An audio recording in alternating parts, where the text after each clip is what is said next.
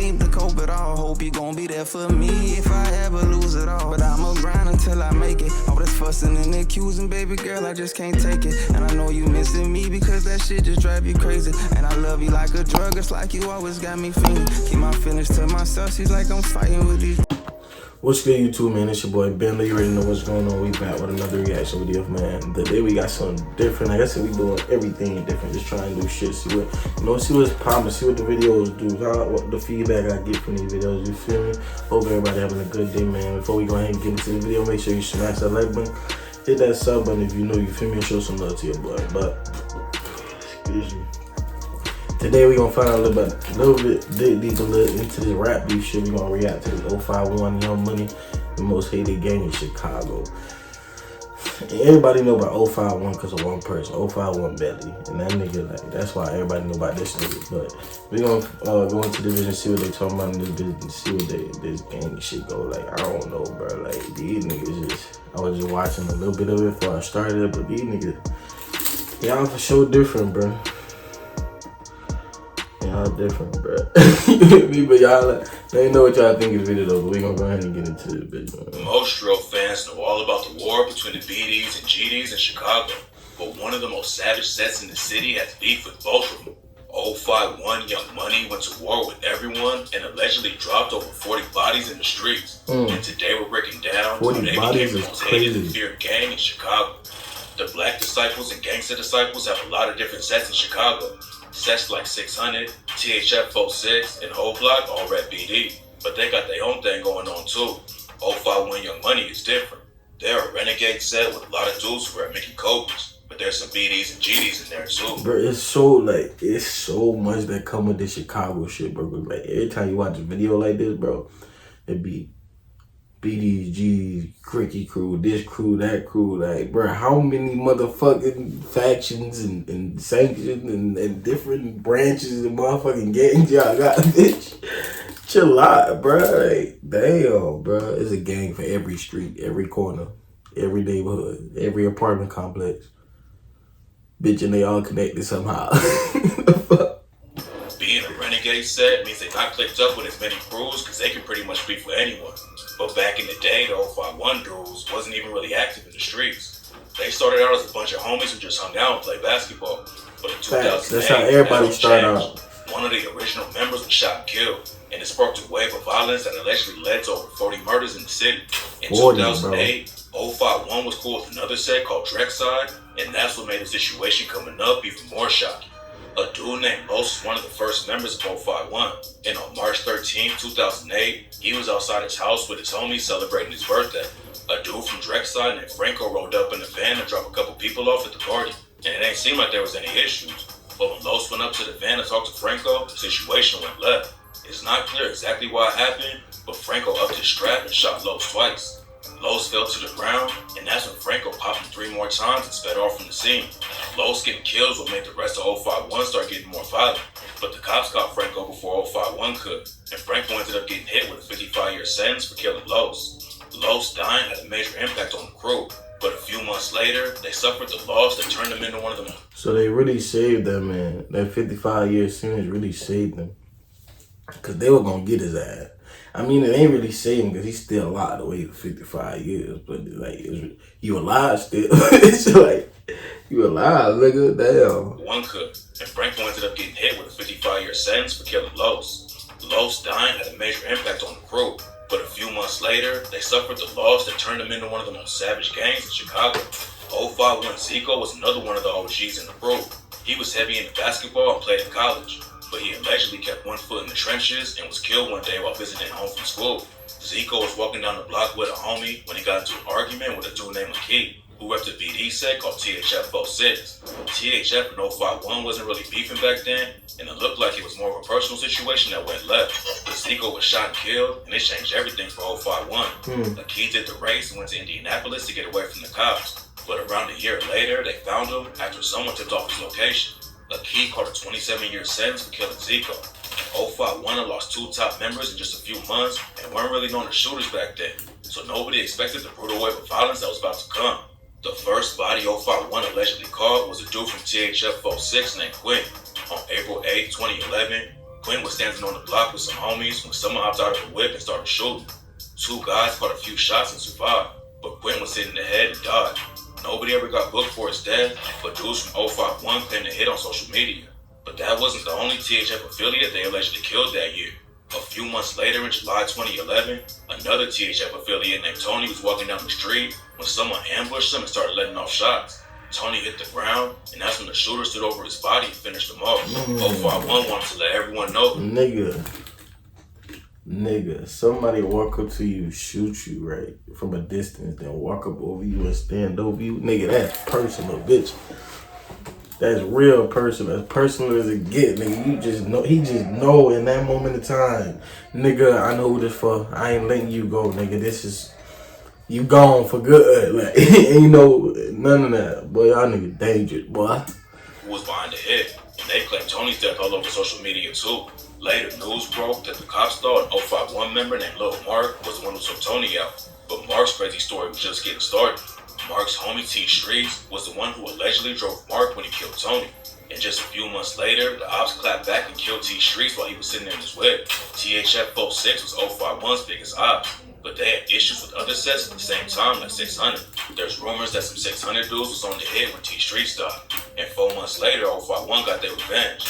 In February 2012, a 600 affiliate named Shaq got caught in an alleyway and was shot to death.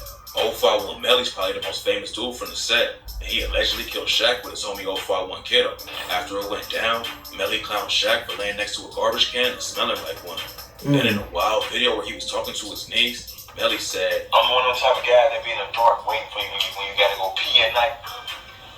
And I just get you, and you don't never come back to your parents again." 051 was putting heavy pressure on the ops. Why the fuck you just told that little girl that shit, bro? Just fuck that head up, dog. Just fuck that head up. Then in a wild video where he was talking to his niece, Melly said, "I'm one of those type of guys that be in the dark waiting for you when you gotta go pee at night. And I just get you, and you don't never come back to your parents again." 051 was putting heavy pressure on the ops, but they was taking losses at the same time too. In June 2012, a dude from 051 named Fats was walking to the corner store with his cousin when a van pulled up next to him. His cousin later said that the driver and passenger was staring him down, but then they drove off. Fats and his cousin kept walking, then a couple minutes later, a dude in a hoodie came up from behind him and started letting off shots. His cousin ran for her life, and when she turned and looked back, she saw it was the driver of the van standing over Fats and letting off shots. The police booked a dude from 600 named C-Day for the murder. Damn, bro, all you niggas is getting stand over. Like, these niggas not letting y'all breathe no more. Like, they coming to, like, kill y'all. They ain't coming to shoot at y'all. They coming to kill. Like, these niggas running down, standing over. Like, bro, y'all niggas is wow. No shots. Wow. The police booked a dude from 600 named C-Day for the murder, but they ain't have enough evidence to convict him.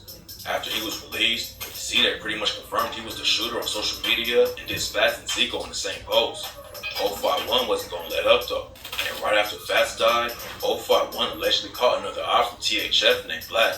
Bodies was dropping like crazy on both sides, and 051 allegedly took out another 600 affiliate next.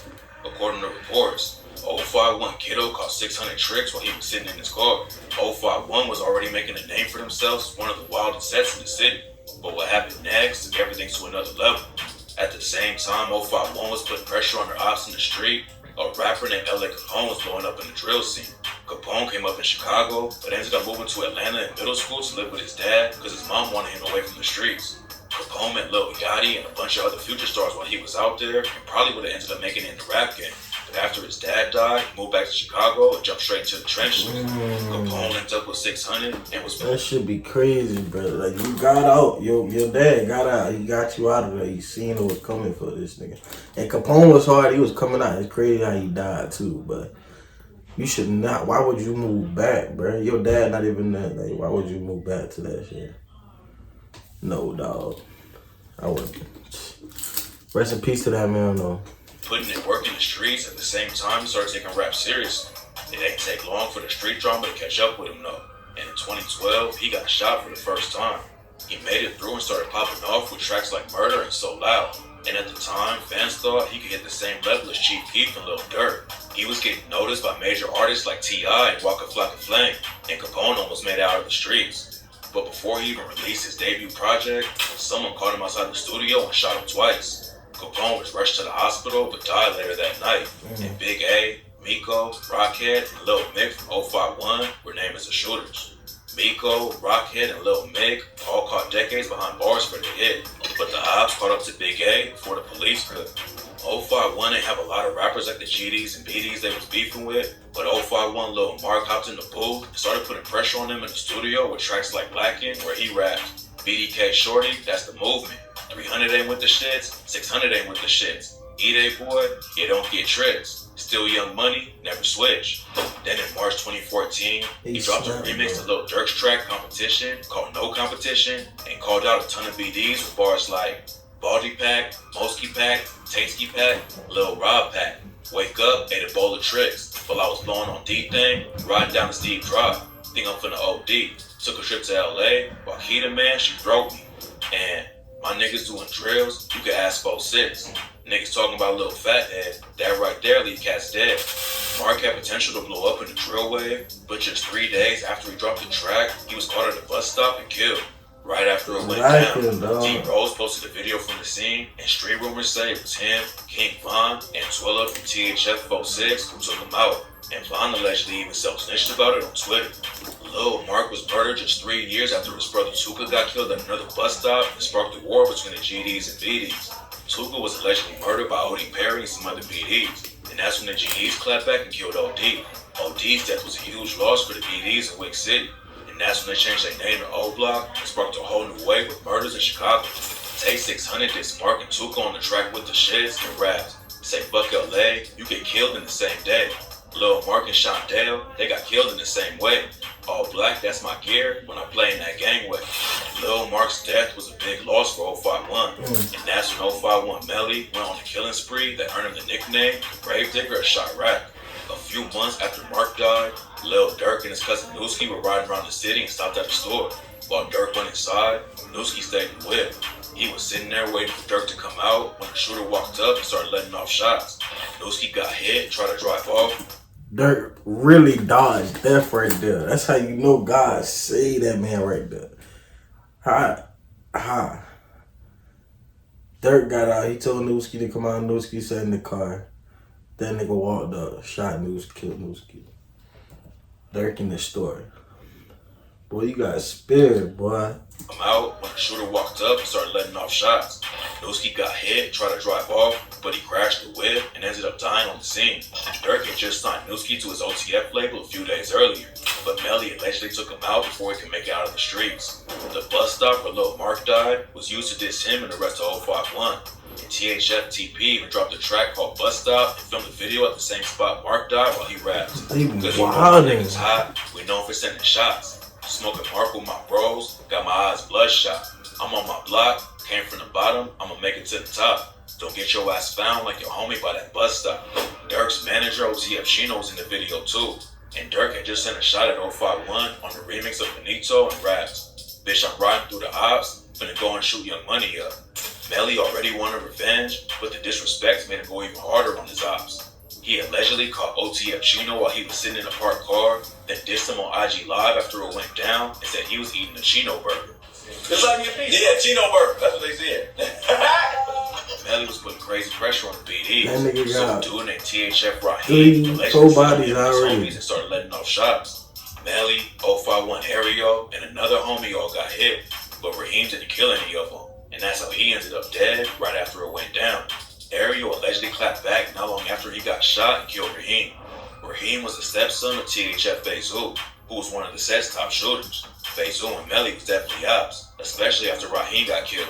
But they had a lot of respect for each other and even went live on IG together and talked about the war between their groups. Bezu was on the hunt for the ops after Raheem died, and that's when he caught Melly and his homie Mubu Crump standing outside a party and started letting off shots. Crump died from his injuries, but Melly survived again and hopped right back in the trenches. While 051 was beefing with a lot of BDs, Melly was getting tight with some dudes from Jarl City. And according to rumors, after a Jarl affiliate named Motor got killed, Melly stopped moving smart and ended up getting himself killed. Rumors say that Melly got into an argument over a dice game with a dude from Taekwondo World named 007 Nate. It's not clear what really went down, but Melly allegedly came back and shot up Nate's house while his baby mother and kid was both inside. Luckily, neither of them got hit, but that's when Nate decided to take 051 Melly out. Right after he allegedly shot up Nate's crib, Melly was at a party hosted by FBG in Charles City. When Melly showed up, they allegedly warned him that his ops from Taekwondo World would be there, but Melly stayed anyway. He was one of the most savage dudes in the city and probably didn't think anyone would catch him lacking. But then Nate showed up and murdered him right in the party. A year after he died, 051 allegedly got revenge for Melly and killed a dude from Taekwondo World named Richie Jerk, but the rumors ain't been confirmed. Melly's death was another huge loss for 051. They was getting pressure from all sides. After spending a few years going to war all over the city, 051 was one of the most hated gangs in Chicago, and the ops was trying to take him off the map. Back in June 2014, 051 Polo was walking down the block with his brother when a van full of dudes pulled up next to him. Polo started talking to the dudes, and that's when one of them upped a strap and killed him right there. Nobody was ever booked for his murder, but rumors say it was a dude from 600 named Lil Boo who pulled the trigger. And just a few months after Polo died, another 051 member was allegedly killed on accident by one of his own homies. 051 Boom was chilling with his homie Harris and another dude. Harris brought out a new 40 cal Glock to show Boom. Boom took it for a second, then handed it back.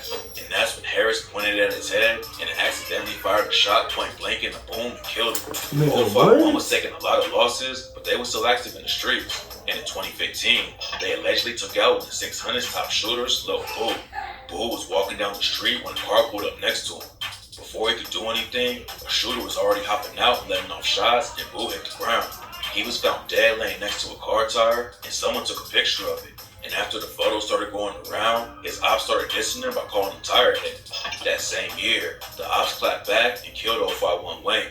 And when 051 tried to slide back for revenge, they allegedly ended up accidentally killing an innocent kid instead. The beef between 600 that's that shit that be going down in Chicago, bro. Like, bro, these niggas just lying back to back. 051 is just losing, they just losing. Like, bro, call it quit at some point, bro. That's like 10 bodies they done lost from 051. And like, the other side done lost way more, but like, damn.